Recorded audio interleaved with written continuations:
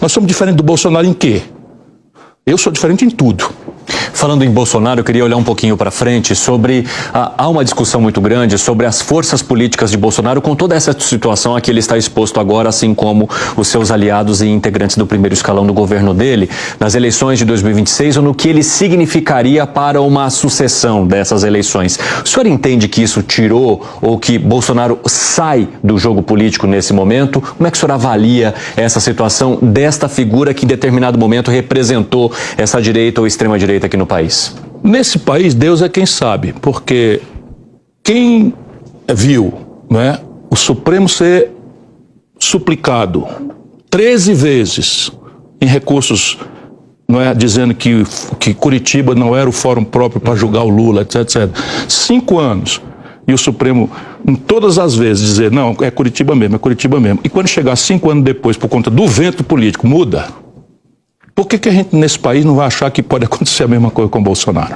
Mas eu quero entender, inclusive, da força política eleitoral, dos eleitores esperarem... Olha, o Bolsonaro... ou esperarem esse mesmo desfecho que o senhor acabou de mencionar. Eu estou só dizendo que eu não tenho mais segurança jurídica no Brasil. Uma das razões que eu não quero mais participar é porque se você não acredita mais no sistema, o que é que você está fazendo legitimando esse sistema? Essa é a razão que eu disse para a Dora Kramer. Então, eu perdi a crença no sistema.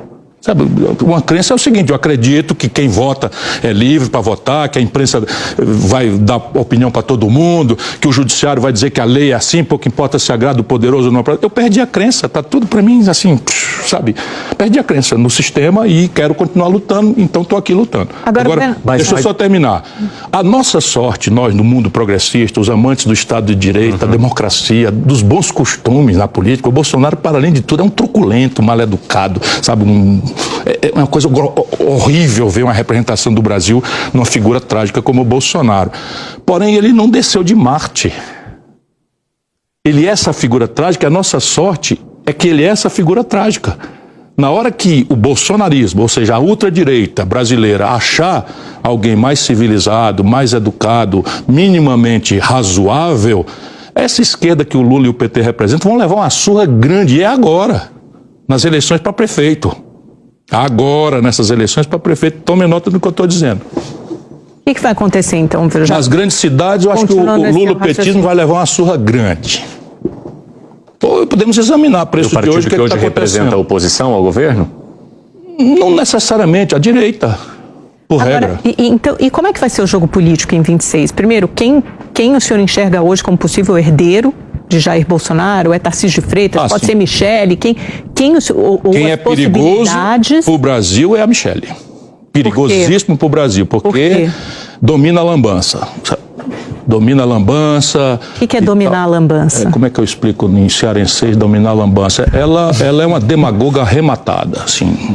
Vai em cima, olha, não tem essa história aí de Estado laico, não, nós temos que avançar com a religião tem que dominar a política e tal. Essa confusão maior de religião e política. Não é só isso não. Aí a dona Janja do Lula pega e diz, roubaram os móveis do palácio, aí de repente os móveis aparecem, pode fazer isso não.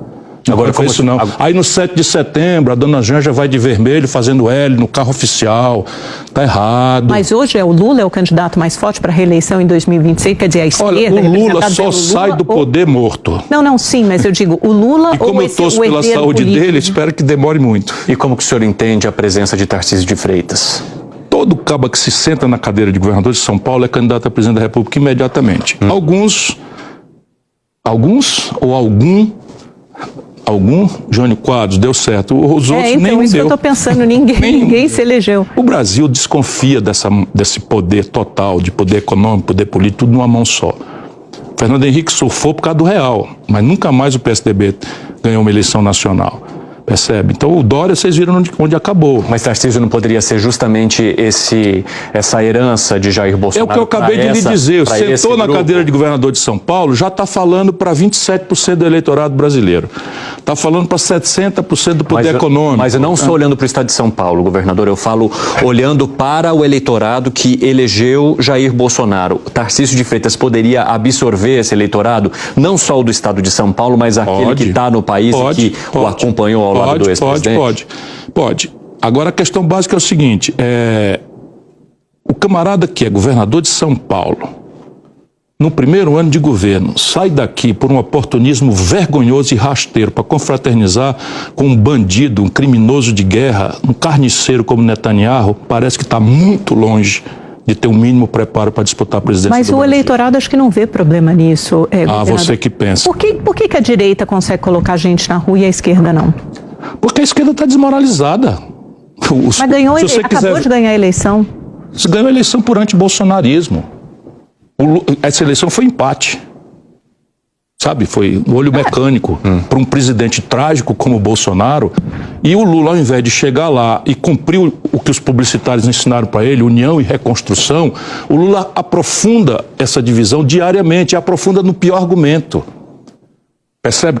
Que dá razão o tempo todo. Então você pega um episódio do Ministério da Saúde, aí vai lá uma turma fazer uma dança de mau gosto, sabe, nu, não sei o que e tal, com financiamento público e tal. Isso mata. Porque na periferia brasileira, as pessoas, se forem discutir saúde, educação, emprego, moradia, segurança, essas coisas, elas são progressistas.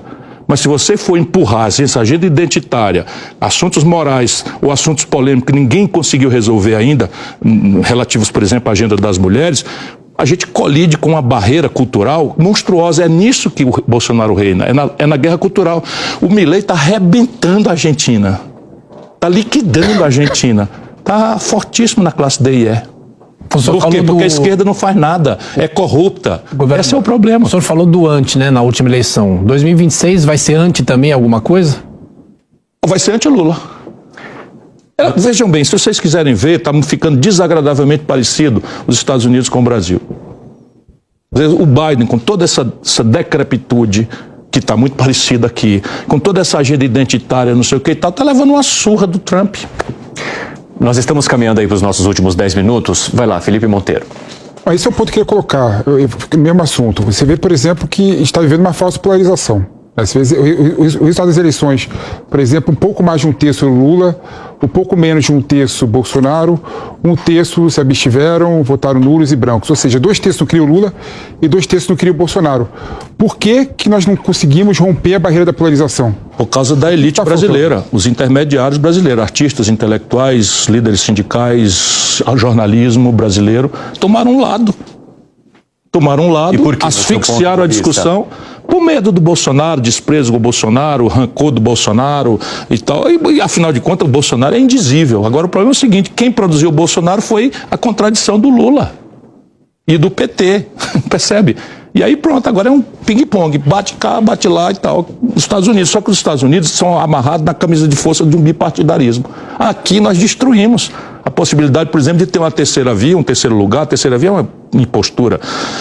Um terceiro lugar com 12%, 13%, como eu tirei, que eu forcei a mão, apoiando o Lula. Naturalmente, ninguém pode duvidar nos seus canalhas do PT, agora um dos canalhas a civis do PT diz que a motivação de eu atacar o negócio do escândalo dos precatórios é porque eu quero ser visto da Michele. Isso é o PT. Um bando de canalha que me conhece há 100 anos fazem isso. Agora, governadora... Nunca mais eu ando com essa gente, nem com o pau tore. O senhor mencionou agora há pouco que o senhor entende que, entre aspas, né, Lula levaria uma surra ou na eleição municipal, ou que talvez isso também poderia se estender para a eleição nacional. Mas o senhor falou depois que Lula não sai do poder nem morto e que o senhor não gostaria que ele morresse rapidamente. O senhor torce pela saúde dele. A vontade do Lula é que ele vai ficar no poder até morrer. Se depender da vontade dele, mas o senhor não entende que ele permaneça no poder até do jeito que as coisas estão andando aí, do jeito que as coisas estão andando aí, eu acho que as eleições brasileiras correm um risco grave da gente ter um retrocesso. Vai lá, Nelsinho.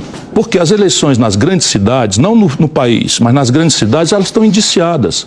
Qual é a força do PT disputar São Paulo? O Lula, que é gênio, já escapuliu para terceirizar a derrota com o Boulos. Qual é a chance de ganhar no Rio de Janeiro? Qual a posição do PT do Rio de Janeiro? O Quaquá, presidente do Rio, do líder do Coelho, o Quaquá está hoje dizendo que o Brasão, que foi expulso pela União Brasil, tem direito à presunção de inocência e tal, porque está junto em carne, rapaz, é o mesmo esquema. O Lula e o PT apoiaram todo esse esquema do Rio de Janeiro, Sérgio Cabral, o Pezão, todo mundo foi apoiado pelo PT e pelo Lula. Percebe? Qual é a faculdade? Em Belo Horizonte está melhorzinho um pouco, né? Qual é a presença do PT em Porto Alegre, em Curitiba, em Florianópolis, sabe? Qual é? Vai terceirizar a derrota em Belém. Na Amazônia nem participa.